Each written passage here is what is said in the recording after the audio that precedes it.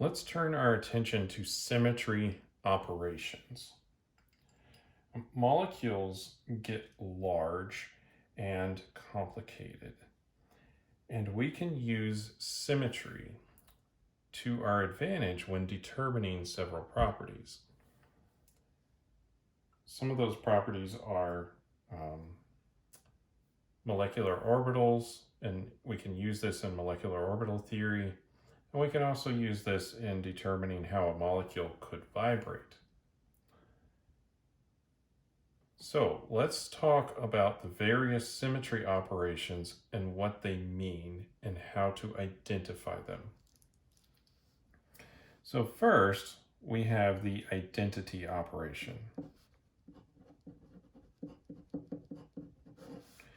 which has the symbol E.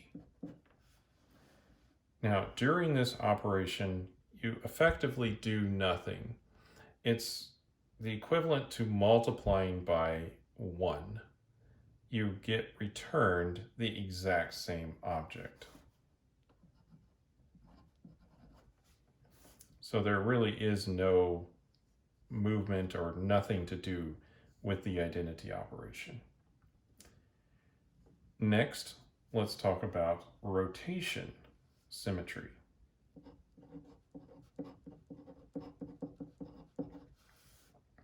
This has the symbol C in, where N stands for the number or the order of that rotational axis.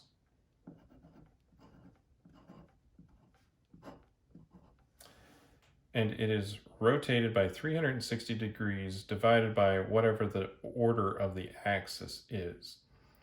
So if it's a C2 rotation, you would rotate the object 180 degrees.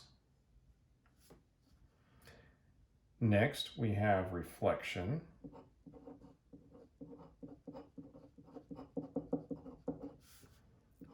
Which is denoted by a sigma. And this is a mirror plane.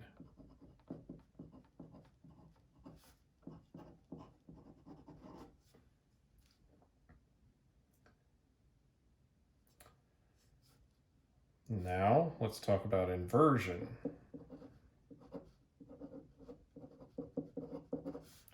It has the symbol I, it's a lowercase usually.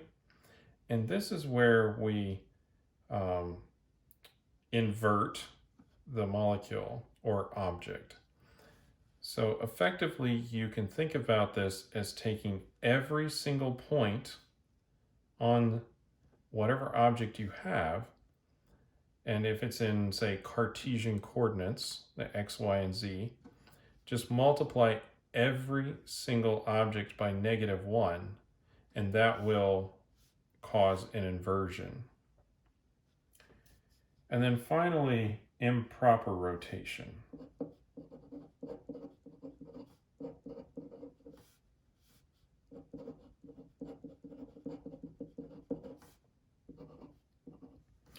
And this is S in. And this is rotation around 360 degrees divided by n, followed by a perpendicular mirror plane. And this is perpendicular to the rotation axis. So now that I've talked about what each of these is, it's better to see some of these in action. And so I have some pieces of paper that I've colored just so that you could see the rotation of it a little bit better. And I'll probably pull out some model kits as well. So this is an example of something that would have threefold rotational symmetry.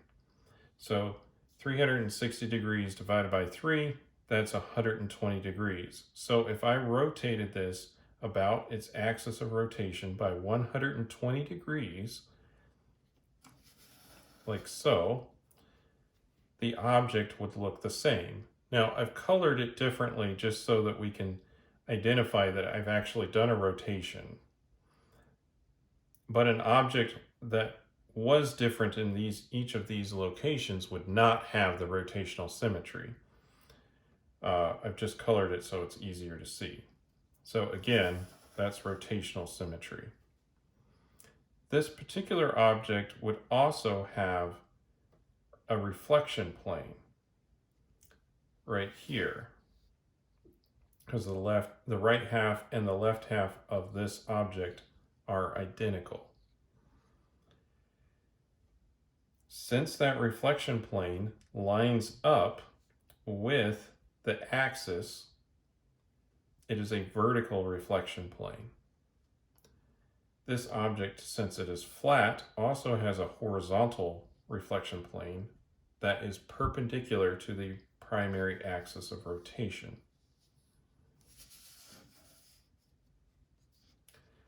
So, threefold rotation axis. Here is a fourfold rotational axis symmetry object. So here we can rotate it 90 degrees, and you'll notice that each of these black dots here is in the same position as it was before, just like so.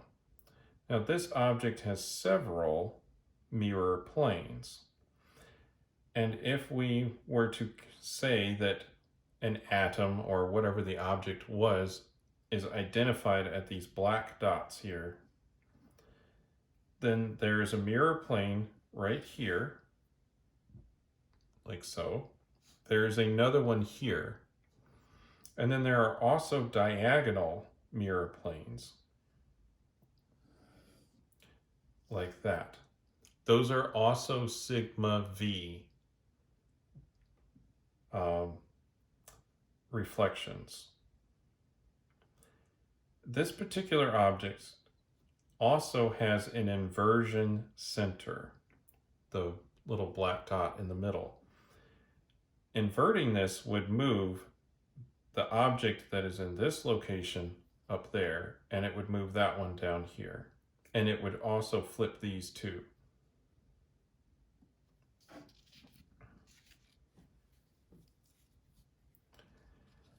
And here's an object that has fivefold rotational symmetry, like so. Now, I have some models here that also illustrate this symmetry. So here is a three-dimensional model that has a threefold rotational axis of symmetry. And you can see here that if I rotate it 120 degrees,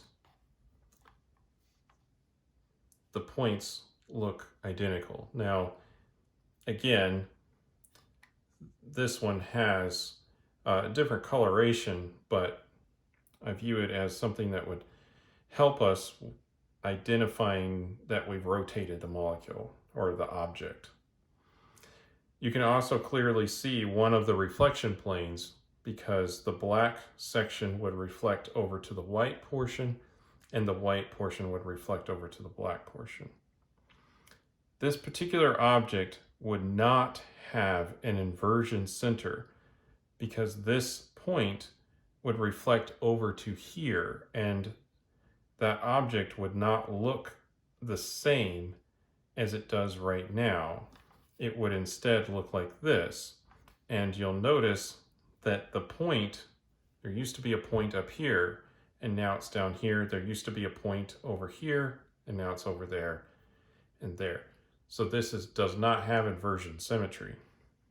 It does have vertical planes of symmetry.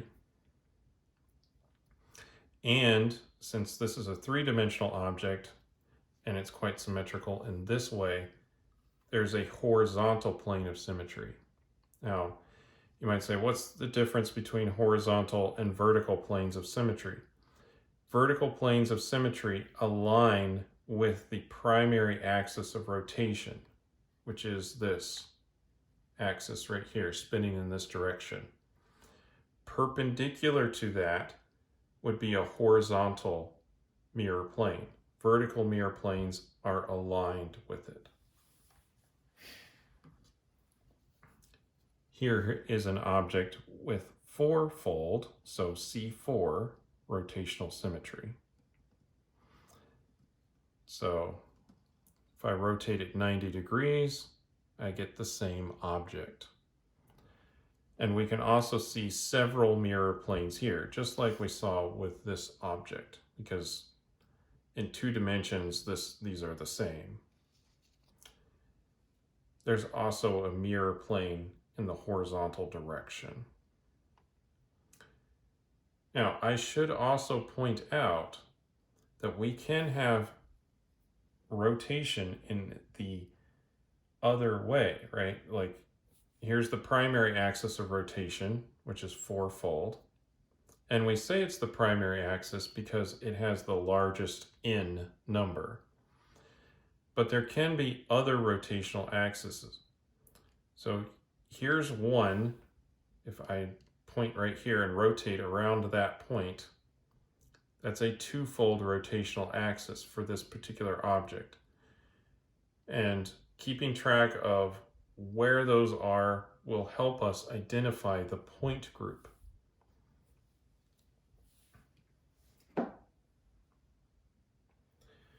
And here's another example that has 6-fold rotational axis of symmetry. So just rotating by 60 degrees here. And of course, similar increased number of mirror planes, and a horizontal mirror plane of symmetry, and another perpendicular axis for symmetry. Now, let's look at improper rotation. And this one is a little difficult to visualize at times.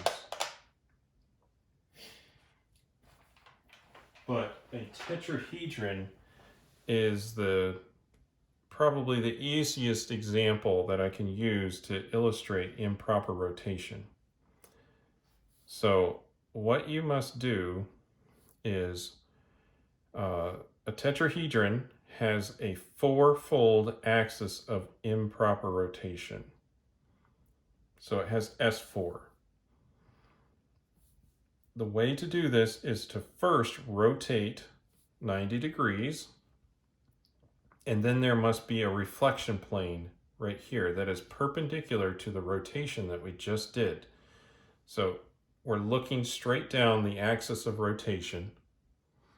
So we did that, and then we need to reflect this. So if we reflect this, put a mirror right here in the middle, these two will end up down here, like facing in this direction, and these two will end up looking up at us, like so. So this ends up looking the same as what we started with. So let me try to do that again, but all in one step. And I apologize that I can't just cause the reflection with a physical object. So we have this, we rotate it 90 degrees, and then do the reflection, which ends up causing it to do that, which is back where we started. All right, so those are the symmetry operations that we need to consider for chemistry. And I would say that the most common ones are naturally the identity operation, which is do nothing to the molecule and it will look the same as when you started. Everything has that. Rotational symmetry is very common, and mirror planes are very common. A little bit less common is the inversion center, and less common than that is improper rotation, which is fortunate because, again, improper rotation can be difficult to identify.